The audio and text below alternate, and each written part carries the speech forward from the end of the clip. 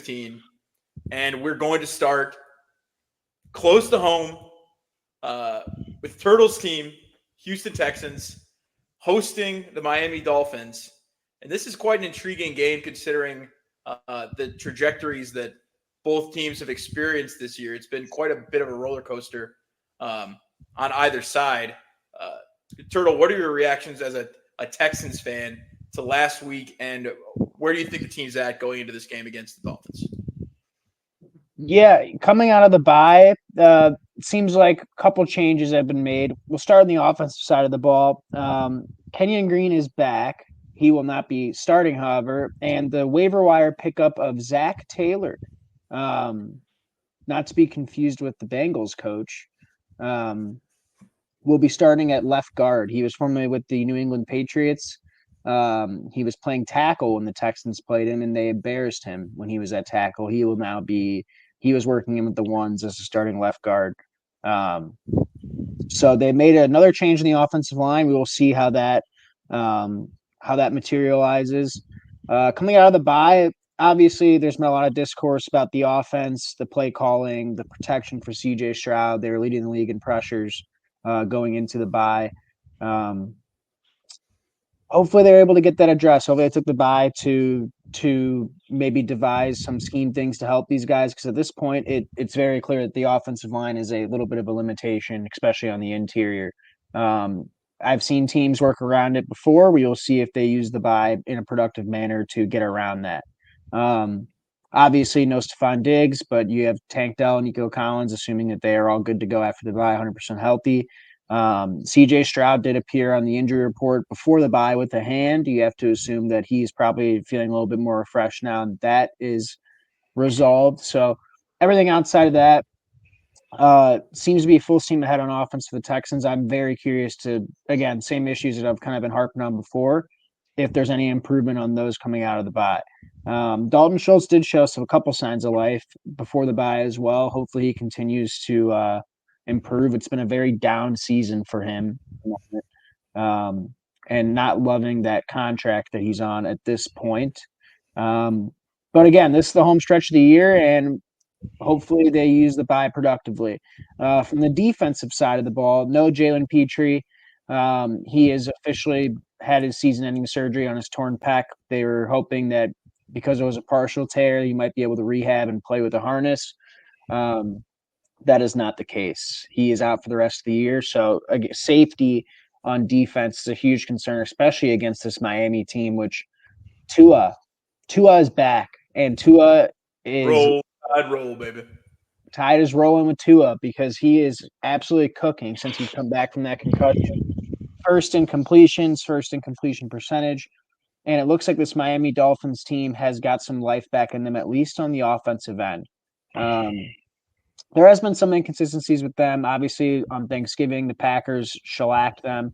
But again, I think that they're a much better team than their record indicates, much more talented team than their record indicates. And quietly, I think their defense is, while not great, perhaps playing at an average level.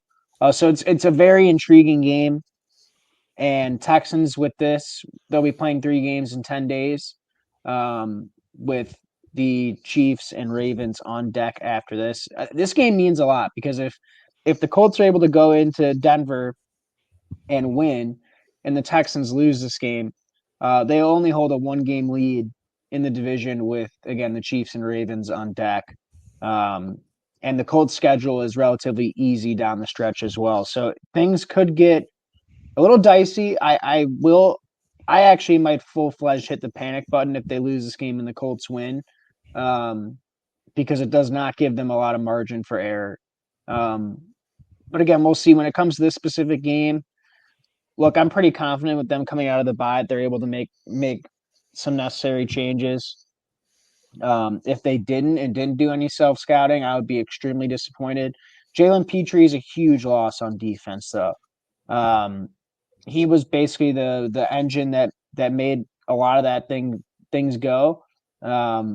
He is very physical in the run game. He's a great nickel. He's very versatile in that position.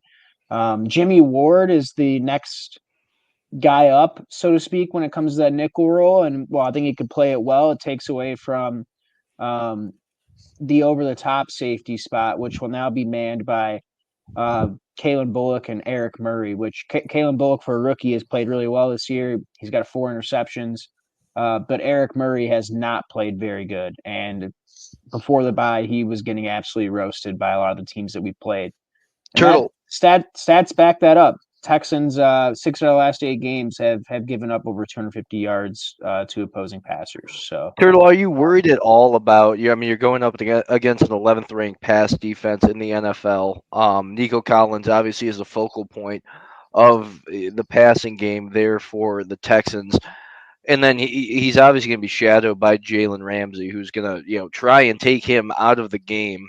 Are you worried that there aren't enough pieces there to step up in the passing game, especially with the struggles we've seen from Stroud in terms of actually being able to put the ball in the end zone?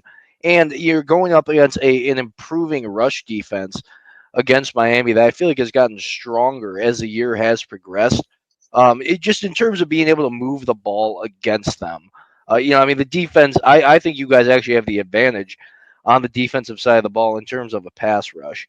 But it just in terms of where they'll be able to go with the ball, to be able to move it down the field and manufacture points. well, I think this is a problem for both teams, is that both teams run the same offensive system. They're both Kyle Shanahan tree guys, Bobby Slowick and Mike McDaniel, both Kyle Shanahan tree guys, and so a lot of the same stuff that's being ran by either offense is stuff this defense has seen plenty of, and we've seen it. We've seen it across the league. I think a lot of the teams have kind of caught up to this Shanahan style offense in spits and spurts. Um, but it is really intriguing when it comes from the Texans standpoint. They haven't been able to run the ball effectively all year, and when they have, it's either against lesser competition or it's Joe Mixon being Joe Mixon, and not necessarily because of the scheme or the blocking. So yeah, that's a big concern. I mean, that's one of the things that I'm looking after for the Texans is, can they run the ball effectively without Joe Mixon going superhuman mode? What type of holes are they opening? Um, and can they scheme guys open? Because, like you mentioned, Jalen Ramsey will be shadowing Nico Collins. I think Nico Collins is a better player than Jalen Ramsey. It doesn't concern me too much. But if they're not able to run the ball effectively and they keep burning early downs away, um, we'll keep seeing CJ Stroud in these third and long predictable situations. I think that's been part of the problem is teams know when the Texans are running and teams know when the Texans are passing, and CJ Stroud inevitably gets teed up on. Um, so I'm very interested to see that. I think more of the CJ Stroud struggles has been more so because of the protection. He has been a little bit more inaccurate than he was this year. But I think a lot of that is because of the protection. He's kind of got a little bit of the happy feet because he's been under pressure so much. Um, but I think the bye is a good mental break for him. I think he comes back healthier. And if they can protect CJ Stroud, I'm not super concerned about the passing game. But I do think that they need to be able to run the ball at least averagely, like for the rest of the year. If they want to do things as a team that I think that many people thought they were going to do over the course of the season, just get average run blocking and average pass blocking, and I think you let your talented players like Nico Collins, Tank Dell, and CJ Stroud do the rest. So Here's where um, I think you guys have the advantage is I think there's a pass protection issue going on with the Dolphins. I mean, we've seen Tua with pressure not be able to deliver the ball. Obviously the elements won't be a factor in this one, but I think the offensive line has been a problem this entire year. I think you guys have the advantage on the defensive side of the ball, as all the names you mentioned. I mean, Danielle Hunter and everyone else, and I think if the only way that Miami stays in this game is if their pass defense. I mean, they got shredded by Aaron Rodgers. He had his best game of the year against the Miami Dolphins, and I see it as it's a 3-point spread. I think that I mean obviously the Texans are favored. at home. I mean, I don't see how you go against the Texans. I think the Dolphins still will be able to put up points. I do kind of see like a 28-24 game, kind of lean over on this one. But I mean, I do give you guys the edge just in terms of on the defensive side of the ball, being able to stop the run. I mean, but they do have powerhouses there, and I mean, we'll see Well, how they integrate. We'll see if Jalen Waddle gets integrated back more so into the offense, and there's a lot of question marks up in the air. I do give you guys the upper hand in this one. It's going to be able to. It's just going to come down to if your O line's going to be able to hold up against any kind of pass rush against the Miami yeah, and defense. Jalen Waddle was on the injury report with something. I can't remember what it was. It may have been a knee. He I don't know if he practiced today or not. I mean, that's something to keep an eye on for sure. Um, Mm-hmm. and Texans over the course of the year, they have given up a good amount of yards to some teams, but they've also shown the ability to turn opposing quarterbacks into absolute pumpkins. I mean, they held Josh Allen again. It was a couple months ago, but they held Josh Allen to about 136 yards passing. They made Goff throw. Let's count it as 4 interceptions because one was a Hail Mary, and so he really threw 4 instead of 5. But they've showed the ability to shut down opposing quarterbacks. It's just a consistency thing. I mean, Will Levis was for the large part shut down just outside of a couple big plays. So if they can keep the Dolphins away from having big chunk plays, um, I see your point there, Mike. I mean, I could easily see the Texans winning this game. But if they're giving up chunk plays and they can't move the ball consistently, it's gonna be a pretty big battle. So it kind of is whatever game flow you think that this game is going to go is who will determine your bet. If One you think it's one going to be a slow paced game, I kind of like the Texans in that. If you think that the Dolphins are able to get chunk plays, you know, then I think the Dolphins are the side. But it's one very one intriguing from one a shot at from a one perspective. shot I'd like to give on the Dolphin side of the ball is just how Jonnu Smith has become such an efficient piece of this offense. Texans have given up 481 yards against tight ends this year. So I mean, about middle of the pack. But I mean, still, you look at that number. I mean, you maybe look at his overs, his receptions, because he really had, and he's especially become a red zone target for them when they get in deep. I mean, he's a big body that will be able to go up against maybe a slot corner and be able to sneak in there. That's really where he's kind of made his bread and butter this year. I don't think that's a terrible play. I also am curious to see how you guys are going to fare against Achan, and then especially the efficiency of the Miami run defense. I mean, do you think you guys are going to be able to hold up? Yeah, well, when it comes to Miami's run defense, as from what I've seen from the Texans, it does heavily concern me on if the Texans are going to be able to run the ball. From a Texans run defense perspective versus Miami, um, I think that they've seen so much of this zone read scheme because they run it, and D'Amico Ryans understands it very well. I I think the Texans did activate Christian Harris. I don't believe he's practiced yet this week, but they might get him back. Obviously, knows he's Shire after they hit on Trevor Lawrence. Um, but if they get Christian Harris back, again, you still have all your horses on the D line. I I don't necessarily see a path for this matchup for Achan to be super super effective. He's obviously a talented player, and he might be able to make a play because he's uber fast and talented, but um, I just think the familiarity is a huge factor in this game for the Yeah. defenses. Um, and we've seen it across the league too. I mean, the Vikings, when we played the Vikings, they played the ultimate Shanahan offense in the 49ers the week before, and the Vikings knew exactly what we were trying to do. Um, and then obviously both these teams run the same offense. These defenses know very well what the other offense is trying to do. And honestly, it comes down to which coach probably has more wrinkles. And right now, I bet on Mike McDaniels having that compared to Bobby Slowick. But again, Texans have the bye. Don't really know how they're going to come out.